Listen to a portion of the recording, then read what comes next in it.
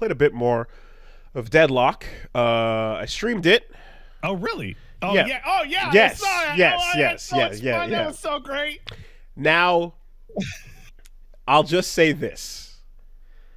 I've never participated, I don't think, in a beta where at 3 p.m. the gates were closed. I've never played a game like that. I've only played games where they're like, okay, from midnight to 3 a.m. we're going to do a quick server test, and then we'll be back up at 4 or something. That was wild. But yes. It was like a genuine thrill on top, like similar to like Yakuza freezing or Shadow the Hedgehog freezing, or you falling out of world in an Assassin's Creed or some shit, to see you load in, and then I'm like looking at the fucking screen. I'm like, is the fucking game closed? It's game closed. Go home. Are you sitting in your chair getting ready to go, and the game's like, no, we're closed. Shut up. That's crazy. That's I've never. I couldn't. But yeah, you hit tilde, go into the the settings and change region to Europe, and then you can play. So Valve games are fucking nuts that you can just hit tilde and just like, I want to fuck with this. But that's a weird thing. That's kind of weird and crazy, right? Like, why is the game down at 3 p.m.? Like, I don't know. That's a dumb, bad, weird thing. If I had that doesn't make sense. So I have a guess, but as somebody who is in dev would have a better guess than me. But here's my guess: those times have slowly been expanding at every point, every big patch after they get a huge population increase.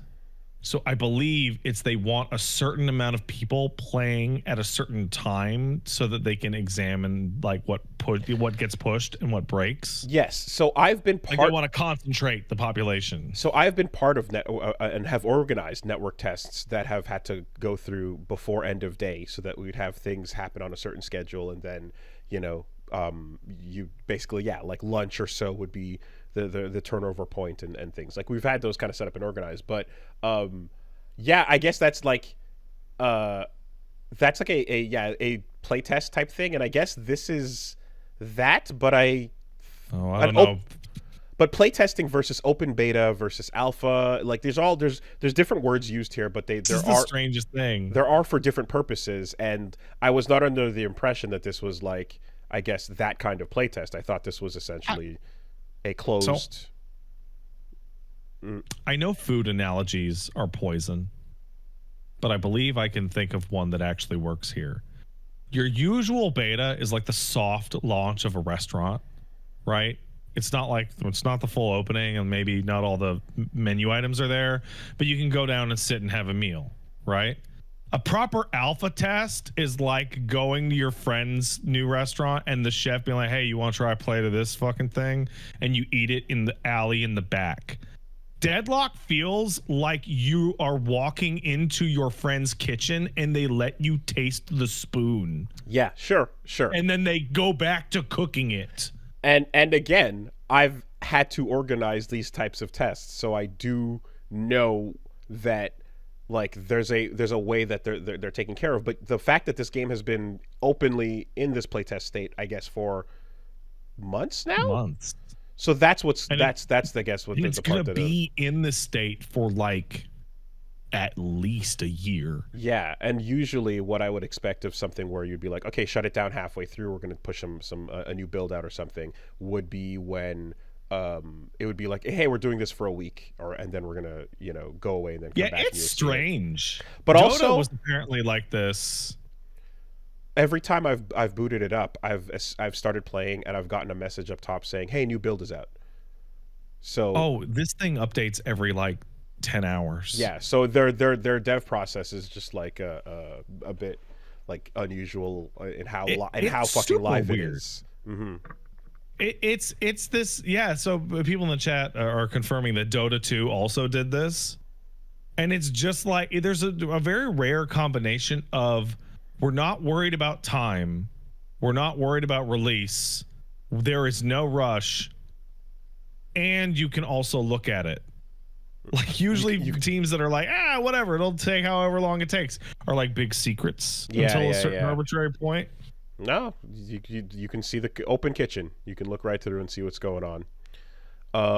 Well, to that end, yeah, I mean, not much else to add on, but in playing that extra bit, I was able to like try out Haze, and with chat active, got some nice backseat tips on a couple things, and So I'll tell you, for MOBAs, chat's like actually like pretty helpful. Oh yeah, so because they're complicated as fuck. So when I was like going about the whole builds thing, like updated, like shopping and stuff, it was like, oh yeah, like folks are pointing out, they're like, oh yeah, the defaults are super outdated, like the recommended tab for what you see for each character. No, you can't use that. You can't use those. You got to go to got to go to the search and browse for the most popular one, and then favorite that, and then choose the most popular one as the place to go. And those are the recommended ones with comments from the people who make these playlists of, or not playlists, but yeah, these skill tabs and stuff. And I was like, oh wow, okay, that's a whole thing to it. And then that stays updated, and like when the game updates as well, new versions push. So like in one case, like the most popular version was not the one to go with, but it was the one that was marked updated for September 1st or whatever, and presets. Yeah, it was like, oh okay, that's a part of this. And I'm like, is this unique to Deadlock, or do other games? Fuck no. Okay. Dota is the same way. There's a live preset browsing thing. Though for Dota, there are so many goddamn people playing it so regularly that I imagine that playlist shit or the build list stuff is updated within like minutes of a patch going up. I mean, it does certainly feel like, the diversity of like everything involved is like, it is pretty drastic looking at it to go like, oh, a big passive healing of some kind, or a super jump that you can then combine with your character to use 7 to jump over the group and then fry them with your ult or whatever. Hey, I'd like to respond to somebody in the chat who asked a really good question, which is, I still don't understand how MOBAs are so popular. It's because they're fucking free. They're all free. It's an entire genre of free games that kids learned how to play when they were 6 years old for free. I think that's part of it. I think that's a big part of it.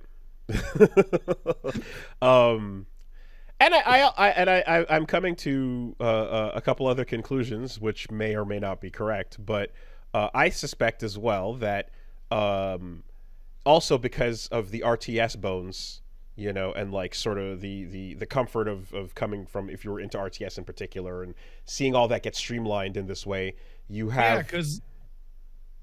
Go ahead. Sorry, I'm being quiet. I'm putting my hand in front of my mouth. Sorry, I didn't mean to cut you off. No. I feel bad. That's okay. Yeah. So I think because because the RTS bones kind of evolved in such a way where, like, if you had any comfort or familiarity with that, like, this kind of feels like something you can latch onto. You already have some established experience of this type of game as well, and because this replaces the RTS in many cases, there's an element to it which. This is where, and this I might be off on this one, but I like, let me know what you think. I think that even though it's free, and even though it can get like super insanely difficult and thus toxic at the highest competitive levels and such, I think it can get super toxic right at the bottom. True. I think though that because there's a main element of the game that involves PvEing. Oh, absolutely. That's 100%. That's a huge proportion of it. You get ushered in gently. Oh, absolutely. As opposed to getting your shit rocked and there's no other interaction except for getting rocked. Let's take me playing top in League, right? So top in League has a lot of laning. Like, you're laning for a little longer than everybody else, and you're not so much fighting the other guy, you just want to build up to like a steamrolling beast, right? I am not super good at like RTS MOBA combat, right? But I can lane okay. Yeah, that's it. Which That's it. means That's it. I That's it. could lane to the point where I am so much stronger than the other guy in my lane. It doesn't matter how bad I am at RTS games. 3 levels higher, I'm gonna stomp him into the fucking dirt. I felt that thing inside that was like, oh, if I'm kind of nervous about challenging another player, I can still just fight I can be safe here a little bit. And it's still, you still got to get better at it. You still got to learn to do the other things. But there's a thing to the game where you can lane, and that avoids the hardest part, which is the conflict with other players that can beast on you. You know? So like good, like excellent players, right? They're not using pre-made builds. They're alternating what they need based off of the impetus of the game. Right? They don't need the build guide to be like, listen, if you got haze in your lane, use this to counterpick them, or what active item you should use. Right? They're just naturally going for a certain thing, and they're reacting on the fly. They're also doing all the last hitting. They're also doing all the internal combat. But they're like 4 pieces that form the game's core gameplay. And like an average player can be good at like 1 or 2 of those things and bad at the rest of it. Yeah. And if they're good enough at the 1 or 2 things, they can make up their shortcomings in the other ones. So you like, don't. There are people that their brain fucking melts when they see that shop, so they just use the pre-made build. But maybe they're really good at third or first person shooters. So they don't feel like they're missing out, or like having, they're like they feel like they're doing something right away. You get that good feeling right away of like, I'm participating, and if I can't win this fight, that's okay. The second person on my lane can jump in and fucking do that work and is good at, you know, getting the pick or whatever the case, and they can fight. But I'm gonna do this, and this is a bit easier. Yeah, and no, safer, you are describing my experience, because I want to push my lane. Yeah, I want to live in that thing. I felt for 25 minutes. I felt it, and to that end, I would say I'm like, any genre that gave you some bots to beat up on as part of the main thing would feel better to get used to using your character and doing things, because there's nothing hard immediately. There's something you can do. You know? There is a game that you and I have played that we both love, that has implemented this exact like difficulty slider for multiplayer. Prepare for Titanfall. That's right. It's the same fucking thing. It's like, listen, are you getting blown up by Call of Duty freakazoids?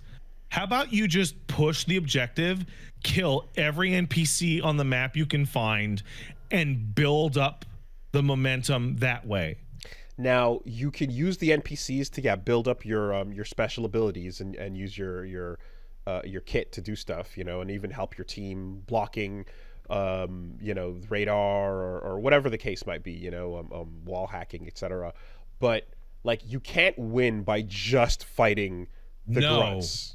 But I think it was Zampella in an interview for Titanfall, when he was like at the very beginning, when Titanfall 1 got announced, somebody asked him, hey, so what's up with the bots? Like, why is the thing flooded with bots? And the answer was really simple. We want brand new players who are at a low skill level to never finish one of their lives without shooting one enemy. One enemy, right. Because that is really, that sucks. You feel something. Yeah, you feel something. And so that was a bit of a realization I had about the genre, right? And I'm like, oh yes, this makes something more inviting if you do feel like you've contributed in some way to the overall game, which thus in turn means that the overall game is less about the fight and more about the overall map push, you know? Dude, you can help out so much in Deadlock or League or Dota, and like not necessarily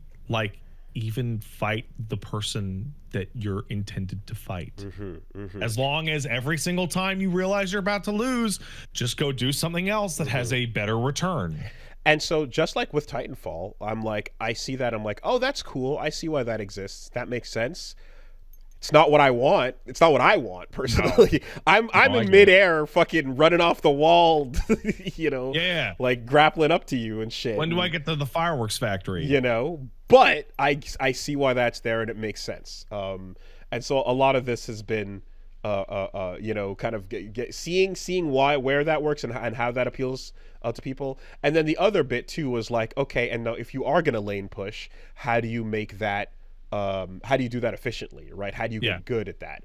And learning about like, okay, so last hitting, we kind of talked about it a bit before, like it's the mechanic where you get the last hit on one of the grunts and then you get the XP for it. But like what it means to do it like kind of efficiently is to ignore the fight that the grunts are having with each other, or the creep, right, is having with each other, and just pick pot shots at the just like literally leave them alone. I'm like, oh, that one's gonna go. Right? That one's gonna go. Pick pot shots at the ones that are about to die while focusing on the main opponent on the other side. So and now I get to bring up a term I never thought I would ever say to you on this podcast. Now you can move on to split pushing. Okay. All right. You want to know about fucking split pushing? So that sounds like pushing a lane, but doing so with another person. And it's the opposite. Split pushing is I'm going to push this lane. I'm encountering any resistance at all. Switch. One lane over. Switch. Okay. I'm going to push both lanes at the same time. Right. Yeah. And just every time I run into a problem, moving back over to the other one. I get it. If you're not good enough to win the fight against the person. Oh no.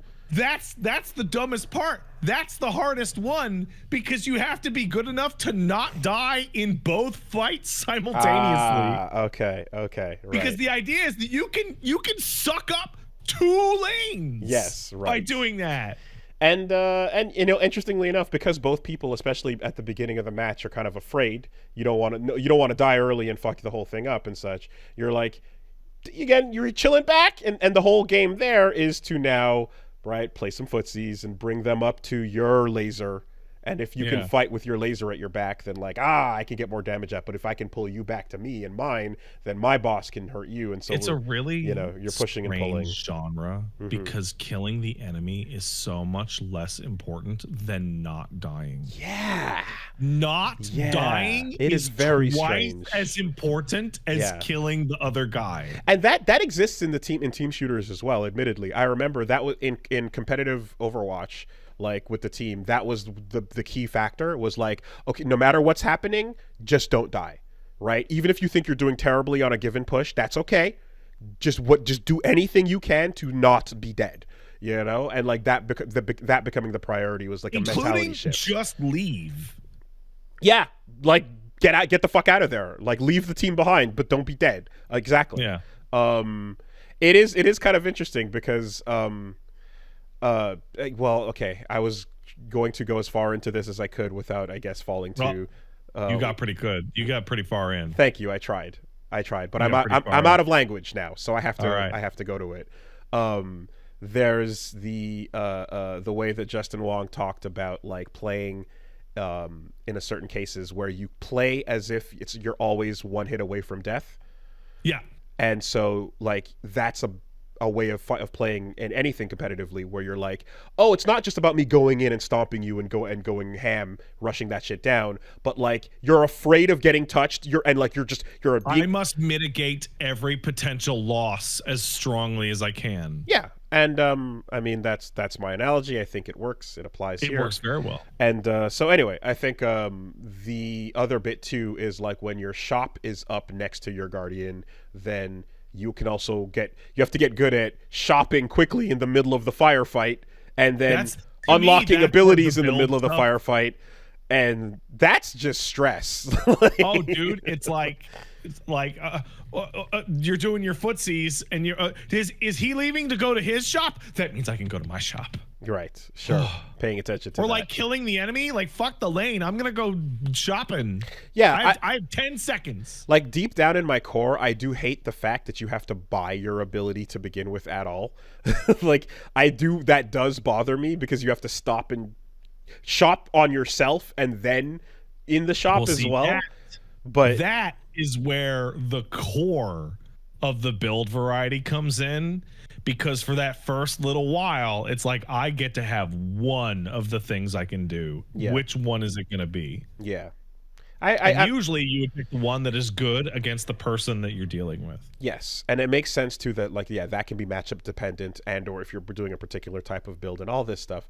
Which now again, though, like just in the same way that having an enemy to shoot at that is not another player means that if I'm not that good, I can still feel like I'm doing something. There's also the part of this where and experience and leveling up exists. It's not just the raw decision making. Yeah. Right? Like my rook and my pawn can get stronger over time as the match as goes long on. as you are not just throwing it away, and so you will increase in strength. And so like in this, so skill challenge can be mitigated with bots, and skill challenge can also be mitigated with strength increase over time. You know, where you and ideally the matchmaking will help. Ideally, yes. But you as a player don't need to change your behavior that much. You just need to unlock the stronger things. You know, and then the steamroll will come from having more stuff than your opponent does. So I'm not. It's not a knock, but it is like more friendly to a larger group of people. Oh yeah, because it does ask less of you initially. So I cannot possibly get across just how much. So I'm not super familiar with Dota 2. I played mostly League. How much more fun it is to play Deadlock purely based on the priority character select. It is night and day how much more enjoyment there is between like, I would like you to continue matchmaking until I can play as one of the 3 characters I actually want to play. Okay, see, I currently am looking at the thing where the entire game shares one character select screen as a major blow to my fun. But I know that this is a part of the genre, as is blocking and denying other people their ability to get their characters as well. Yeah. Excuse me. And that sounded like shit. Are you okay? I usually just mute it. It was just like unmuted too early for a second.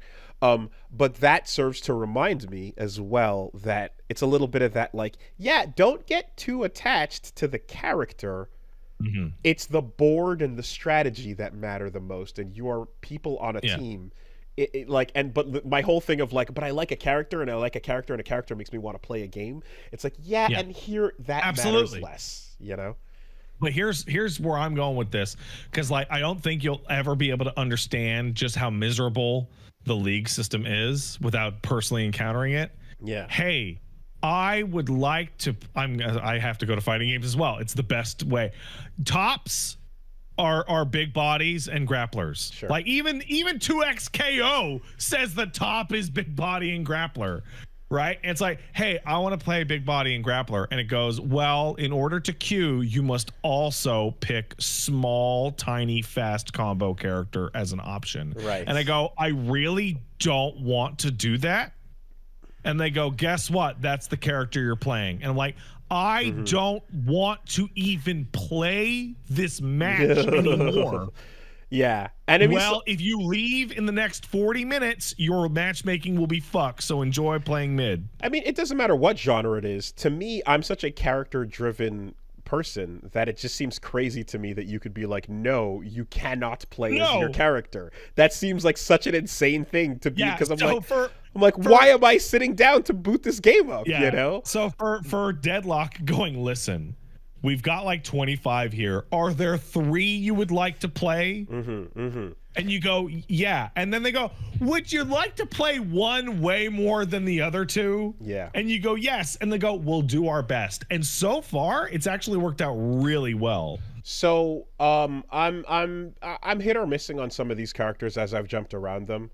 But what I will say is this worked for me in Rivals, because when I was like, okay, someone jumped on Iron Man, someone jumped on Magic or whatever, Like who else is there? And I was like, well, let me just mess around with a bit more of the cast and let me see. And like everyone in that, I felt I was enjoying enough that I was like, yeah, let me learn Rocket Raccoon if we have no healers, right? Right. Let me learn, I'll pick up Thor or I'll pick up Venom if we have no tanks or whatever. And that was just a case where like everything and everyone in that game just felt fun enough that jumping around was not at all an issue.